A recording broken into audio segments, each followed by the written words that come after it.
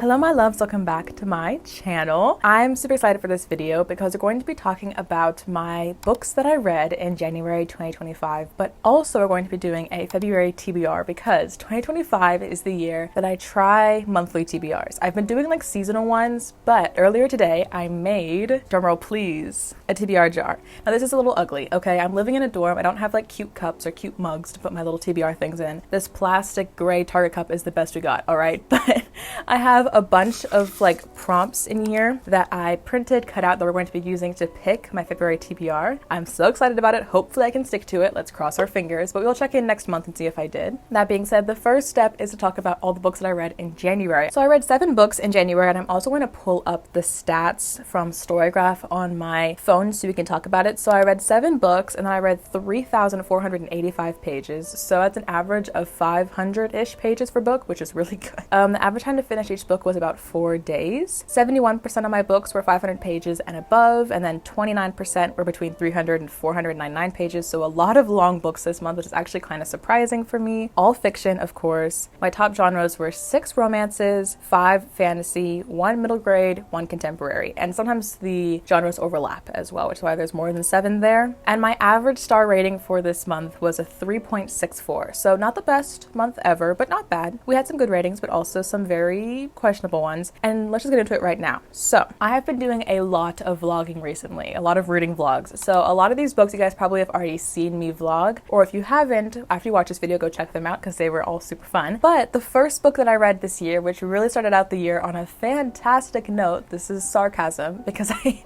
read God of Malice, which I gave 1 star. Yep. Starting out the year so strong. It's a very hyped dark romance, and it's a whole series. I think it's 6 books of like interconnected standalones. Unfortunately, this was incredibly disappointing to me. The main issue I had with this book, and by the way, if you like this book, if you like this series, like you do you like what you like, but for me, this is just not working. I like dark romance, yes, but there's like a line that I have to draw on my dark romances, and I feel like this book crossed that line like 12 times.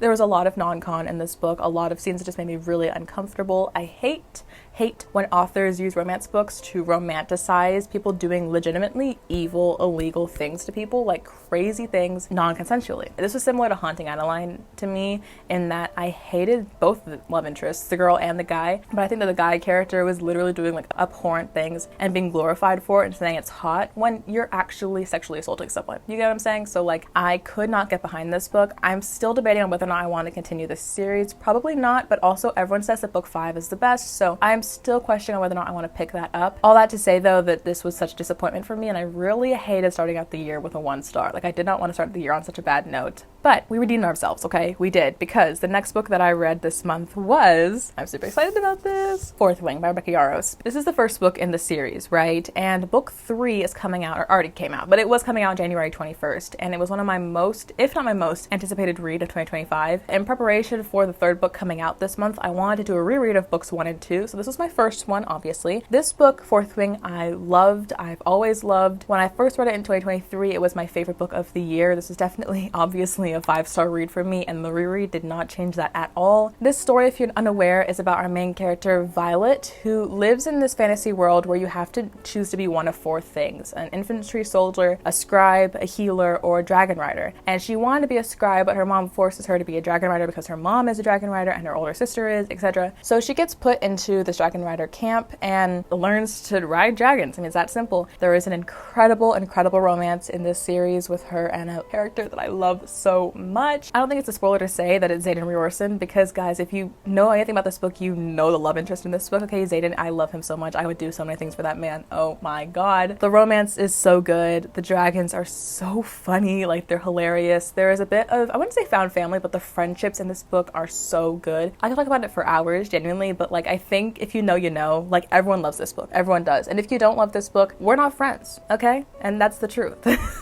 I actually read it all in the span of 24 hours. I was at the airport and my plane got delayed 9 hours. Yep. Okay. So I basically spent most of the time sitting at gates reading this book, or inhaling this book, I should say. And then I finished it the next day when I got to my location. So anyway, all that to say, this book is so good. Rereading it was so much fun. After God of Malice, it really righted itself. It redeemed things for me. And then after that, I read Heavenly Bodies by Imani Iru. This is another fantasy. I read a lot of fantasy this month. This one is about our main character. What is her name? I just read this like a couple weeks ago. Do I not remember her name? Her name is Alara, and I think she's a princess in the kingdom of Night, but she gets captured by the kingdom of like Light or Sun, basically the rival kingdom, right? And there's an enemies to lovers romance with her and the prince of that kingdom, whose name is Enzo or Lorenzo. This book was really, really good. I know it's being traditionally published, so I read the traditionally published version on audiobook. The entire trilogy is already out in the indie published version, but because sometimes authors make changes when tried publishing, I'm going to wait for the next book to be traditionally published before I continue the series. But anyway, I liked the whole celestial aspect of it, and it was just like really pretty, some of the descriptions in this book. I thought the romance was so good. Like, Enzo was such a great character. He was such a simp for her, and I love myself a simp. I really do in my romance books, in my fantasy books. I thought it was really cool, the friendships in this book as well. I think it's important, side note,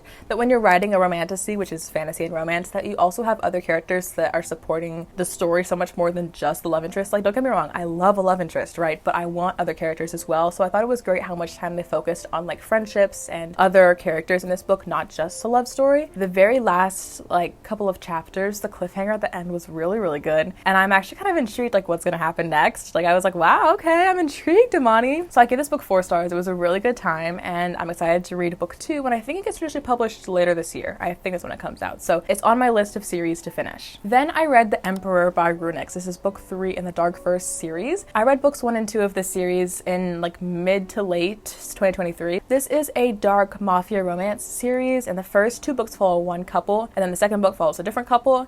And this was more of a childhood friends to lovers situation, but there were a lot of dark topics in this book, like kidnapping and sexual assault and things like that, because our main girl character has suffered severe traumatic experiences, and this book covers that and also her healing from it and stuff like that. I had high expectations for this book because a lot of people say that this was their favorite in the series and it just goes downhill from here. Unfortunately for me though, this was not my favorite, and I gave it 3 stars. For some reason, I was enjoying the beginning, but I was just kind of losing it towards the middle. And in my defense, I actually tried to read this book right after I finished books 1 and 2, like a year and a half ago, but I soft DNF'd it. And I think that was really a sign, because picking it up again, it was once again a struggle to get through, and I think my soft DNF was justified. I think the story is good, but I feel like there was a weird balance of not even tell not show, but we focused a lot on just random plot stuff at the end in the mafia that I just didn't care about. I wanted to read more about her. Her name's Amara, her and Dante's relationship. I wanted to hear more about her recovering from her PTSD and like dealing with that, her mental health issues. They touched on it for sure. It wasn't like brushed under the rug, but I felt like there could have been more done with it that just wasn't. And I don't know, it was just a weird way of writing. So unfortunately, I gave this 3 stars and I will not be continuing the series. However, I still want to reread books 1 and 2 because I think that those books are really quite good. I gave them both 4 stars and they could potentially be even higher on a reread. So I love books 1 and 2, but the third one was just not it for me, unfortunately. All right, so then I picked up Iron Flame. This is book 2 in the Empyrean series, the one that comes after Fourth Wing. Again, I was rereading this in preparation for Onyx Storm. Now, everyone has a lot of critiques about this book because people say that this book was not nearly as good as book 1. Now, in Rebecca Yarros' defense, I think because of the hype for book 1 that was very unprecedented, that book 1 blew up on TikTok when it first came out. I think she was kind of rushed into publishing book 2, so there were probably some things that would have been caught in another round of edits or another round of revisions, things like that could have made this book better. But that being said, I still think it's a really, really good book. It's just not as good as Fourth Wing. Like, I understand that there are issues with this, yes, however, it's still a phenomenal time. So this continues our story of Violet and Xaden and all of the people in the Dragon Rider school. This is the next year, so Violet is now in her 2nd year, and there are a lot of differences in this book because Xaden, our love interest, was actually 2 years above her, so he is now graduated. So a lot of this book is him going off and he is serving as like a military role in different cities basically around this continent, and she is still at the school training. So although there is still romance in this book, there is a lot of separation between the two of them, and that's a big issue that people had because there's just not as much connection between them. And then also when they are together, they're doing a lot of arguing in this book. There's a lot of miscommunication, there's a lot of disagreements over things like trust. Was it annoying to read about? Yeah, even on the reread it was. However, I think that it very much represents like what a real relationship looks like. Not every relationship is just going to be like a perfect sunshine and rainbows for the rest of eternity. I think it's very realistic for people, especially because they're like, what, 20, 21 years old in this book, to have issues in their relationship and to have to work through it. So I thought it was very realistic, at least. And the plot was at the end of this book. If you know, you know. And I knew it was gonna happen too. I've read this book before, I knew the plot twist, and yet it still brought tears to my eyes. I was still like trying not to sob next to a stranger on the plane. It was an experience. I don't know what else to say about it, truly. If you haven't read this series, please pick it up. It's so, so good. Oh, by the way, I gave this book 4 stars. I don't know if I mentioned that, but this is a 4-star book for me. After this book, I took a couple days break because I did not want to read anything else in between that and Onyx Storm, and I was waiting for it to come out on the 21st. So I spent about 5 to 7 days not reading anything. Thankfully, my book came on the 21st, so this is Onyx Storm in all of her glory, and it showed up 21st, and I immediately started reading. If you haven't seen my reading vlog, I just posted it last week. Complete thoughts about this book. Most of it is non-spoiler, but at the end I do a very long spoiler section so you can hear all of my thoughts, my theories, my questions, because let me tell you, there are questions that I have after finishing this book that I still have not found answers to, and I'm not going to find answers to until she releases book 4 in like a year and a half, maybe 2 years. However, this was such a good time. Like, so good. I love diving into this world again and seeing more of the characters, especially side characters. Now, here's the thing. Violet and Xanden's love in this book, so good. So good. He's calling her love, which made me swoon. It's so cute. But also I think that there's a lot of emphasis on this book on other characters. Like, Riddick is such a king in this book. Oh my god. He is like the hilarious comedic effect, but he's also like, he has so much more depth to him than just the funny guy, and I think that this book really brought that out of him. Garrick in this book, Imogen, Bodhi, Sawyer, Eric, oh my god, I'm obsessed with him. The plot in this book was a lot of world building, a lot of like going places and finding things out and learning things. So towards the center of this book, like the middle section, there was a little bit of slowing down for me, but in the second half of this book, okay, the first half took me like a couple days to read. The second half took me like 2 days. Like, I finished 50% in literally 48 hours. Like, it was flying by for me once it got towards the end, and then the very last couple of pages, absolute shocker. The last page, my jaw was dropped. It was quite something, let me tell you that. And like I said, I'm still reeling from it. But overall, I do think this was better than Iron Flame, so I gave this 4.5 stars. Not 5 stars. It was not perfect. Once again, Fourth Wing, the first book will always just be je ne sais quoi. Like, it's something else, you know? But with that being said, this was still just a masterpiece, and I'm loving watching everyone's reactions to it online. So if you've read this series, or at least one of the books in this series, let me know. Comment down below. I want to know your thoughts, but do indicate if it's going to be a spoiler, because I don't want to spoil anyone who hasn't read it before, okay? And then the last book that I read in January was kind of just a pick-me-up book, because I knew that if I jumped into a new series or a new book after I read Onyx Storm, I would not be able to handle myself. Like, it would not go over well. So I wanted to read something easy, quick, just a refresh to stop myself from getting into a book slump. And I have no shame, okay, in choosing a Percy Jackson book. Yep, sue me. I don't care. This book, or this series, Percy Jackson, one of my favorite series of my childhood. I'm obsessed with this series. I have the entire thing on paperback down here, and I also have the second series below, the Olympian series. Guys, I don't care what you say. These books are my babies. They are. Reading this book was so much fun. I listened to it on audiobook mostly. I basically inhaled it in one day because it's literally 300 pages and the text is huge. I know the story, I know the characters, I love them so much. I know exactly what's going to happen next, but it's just about experiencing it again and going back into that childhood mind. So I picked up book 3 in the first series because it's one of my favorites. I think that books 1 and 2 are great, don't get me wrong, but I think books 3, 4, and 5 are like really when the plot picks up for this series. I just want to pick up something that's going to be quick and easy because the other ones are much chunkier than this. Just fall back in love with my favorite characters again. Percy, Annabeth, Thalia, Grover, like, they're my besties. I love them. So yeah, I have no shame in picking up a kid's book. It was a great time. So I gave this book 4 stars. So good. It's just nostalgia. It's just nostalgia. As you can see, there were a lot of rereads this month. In fact, I think 3 out of the 7 books that I read were rereads, and I'm currently doing another reread for February right now. People think that you have to be continually reading new books, which, I mean, I have that mindset too because there are so many books on my TBR that I want to read, but there is no shame and no harm in going back and revisiting some of your favorite books of all time. So I don't want to like shame myself for wanting to read books that are just easy and fun and I read before, but why not read them again? Like, books are meant to be enjoyed and loved, and I certainly love this series. So with that being said, that was the last book that I read in January. This was again 4 stars, and I finished another book on February 1st. So that will be in my February wrap up, and I'm currently in a different book. So I'm doing a lot of reading right now, and like I said, a lot of vlogging. So you'll see a lot of my books, a lot of my thoughts on my books in multiple different videos coming soon. But now that that entire wrap-up is done, it's time for my February TBR. So like I said, I have this jar or plastic cup with a bunch of prompts in it. Now, I made an entire YouTube short about this if you didn't watch it, but basically a lot of the prompts are like, book with this color cover, book you're intimidated by, book you think will be 5 stars, book you think will make you sad, things like that, just random prompts. I got a lot of them off of like TikTok and people who also make TBR videos. And I'm not gonna lie, okay, I'm a little nervous about setting a TBR for a month because I don't read too much. I've been reading a lot more more recently. This time last year, I was reading about 3 or 4 books a month. Now I'm reading about 7 or 8 books a month at this rate. So I have read a lot more recently than in past months, but I don't want to make like a 10 book TBR that I know I will never complete, especially when I'm also a very serious mood reader and I only want to read books that I want to read. So I don't want to be too strict with myself. I think what I'm going to do is pick 4 or 5 books, and those are going to be like my priority reads that I want to finish this month. Also adding that with the books that I'm reading for videos and things like that. But if I don't get to them all, or if I don't get to any of them, I don't want to be too mad at myself, because the point of reading is to have fun with it. This is just to be fun and make a TBR. And if I don't finish it, then I don't. Okay? So just make sure we're on the same page. I don't even know how many I put in here. At least like 30. More than that. I probably have like 50 prompts in here, to be honest. So quite a lot of prompts in here. I'm just going to shake it up like a bartender.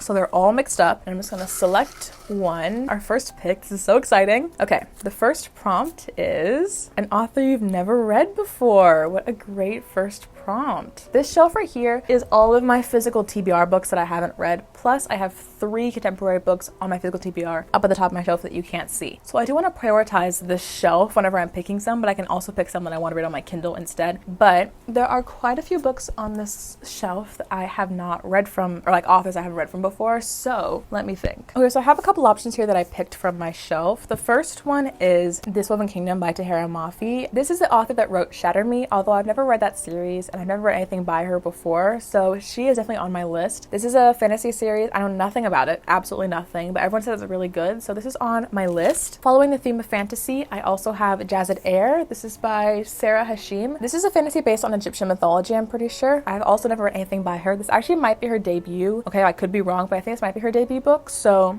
that's a new one. And then I also have on this list If You Had Been With Me by Laura Nolan. This is a special edition copy. I'm obsessed with this cover. It's so beautiful. The entire thing is like fabric. It's gorgeous. This is a contemporary that I've heard is a very sad romance, which may not be good for February because it's supposed to be the month of love, but also like maybe it works for February. And then these two are both fantasy, so I'm actually thinking I'm going to lean towards this one because I've been reading a lot of fantasy recently, if you couldn't tell.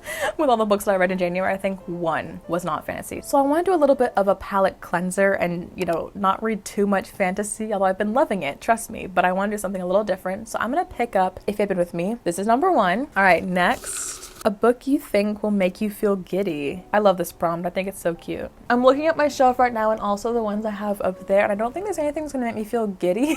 Like when I think giddy, I think like unbelievably happy. Like it's just so amazing to picking up this book, like you're just super happy. I am feeling pretty giddy about the book that I'm reading right now, but unfortunately I can't put that on a TBR because I'm already reading it. So since I don't think there's anything on my shelf, I'm going to look on my want to read list and see if there's anything that I could maybe choose instead. I read a lot of like dark, dramatic, emotional books. Like I don't read a lot of fluffy, happy stories. So I'm trying to think of a book that would make me giddy.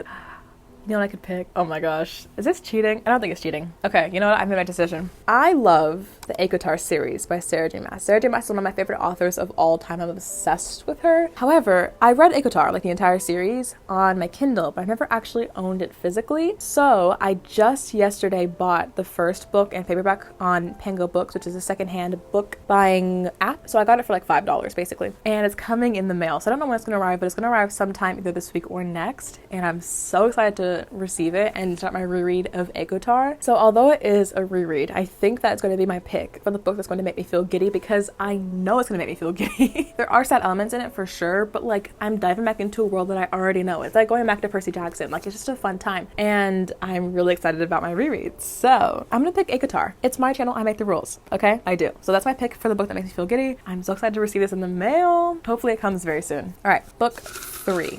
A book with a 4-word title. Interesting. All right, let's see. Jazzed Air is 3. Woven Kingdom is 3. That's 4, 5, 5, 2. Okay, well. Okay, we have Throne of the Fallen here, which is a fantasy. Under the Oak Tree, that's 4, also a fantasy. None of these other ones have 4 names in the title. I'm hesitant to pick up fantasy again because I've been reading a lot of fantasy and I want to like palette cleanse myself. So I'm debating on like picking a fantasy or picking up The Long Way Home. This is for, I mean, okay, Magnolia Park's The Long Way Home, but Magnolia Park is like the series. So The Long Way Home is the name of the book, and this is of course 4. The thing is though, this is a heartbreaking book because this entire series is heartbreaking, and I'm already reading a sad book with this one. So I'm like questioning whether or not I want to actually dive into this month. I am excited for this book. Don't get me wrong. I really want to read it, but like she is big, she is tall, she has 500 pages of tiny tiny font, okay? Let me look on my phone. The series I'm reading right now, unfortunately the next book is over 4 words, so that's kind of unfortunate. I'm looking at my winter TBR list. 2 words, 1 word, and then Magnolia Parks. Maybe I just do Magnolia Parks because it is on my winter TBR, and my winter TBR ends this month, and I want to get as much as I can off of that list. So maybe I will just pick Magnolia Parks. This book is scary, okay? This book's been intimidating me, although the cover is absolutely gorgeous. I'm obsessed with this cover. I love the UK editions, but like I'm a little scared to pick this one up, but also like maybe it's time. Maybe this is the month. So 3rd book on my TBR is going to be Magnolia Parks, A Long Way Home. I'm scared. All right, let's do at least 1 more, maybe 2 more. All right. Okay, this is a book you've been putting off. Way to call me out, am I right? Well, I've been putting off Magnolia Parks, but this is already on the list, unfortunately. There's also Throne of the Fallen on here, which I've had this since June, and I have not read it. Like, it is annoying that everyone loves this book and I haven't picked it up yet, but this is also like huge. Like, this is, once again, over 500 pages of like small text. I'm reading quite a few bigger books this month, so maybe I don't pick up something huge. So maybe I look online. Let's see if I can find a short book. Lost and Last that I've been putting off, but like I don't really feel like a cowboy romance right now. Ooh, interesting. You know, a book I've been putting off for a while, actually. Like a while. Like everyone says this book is so good, and yet I have not read it yet. A Love Letter to Whiskey.